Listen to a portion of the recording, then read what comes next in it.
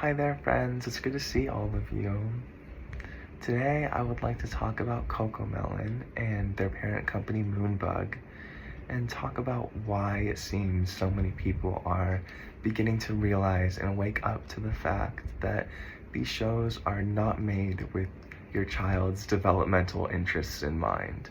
In fact, it's quite the opposite. So I would like to peek behind the curtain and talk about what's going on internally, both in your child's brain and at this company, to make their show as addictive and stimulating as possible. To do that, I'm going to talk about a research process that the parent company Moonbug uses that they call the Distractitron, which is a research setup in which a 2-year-old child is placed in front of 2 TV screens, and one of which is very big and is showing a snippet from a Moonbug show, like CoComelon or Blippi. The other screen is much smaller and is showing footage from regular life, like somebody walking down the street or drinking a cup of coffee.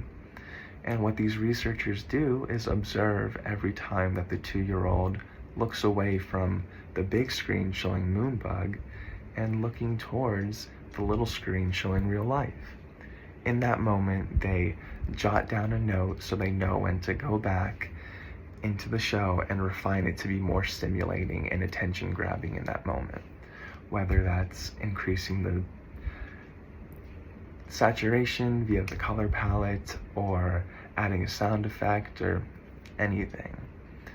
And what that is doing to your child is overloading them with a lot of sensory inputs, and as shown in the study and in the research process, will make your child used to that level of stimulation to such an extent where they're not going to be interested in somebody walking down the street or drinking a cup of coffee, which makes it much harder for those children to engage with real life, which can lead to tantrums, which the only thing that can seem to soothe that is more screen time.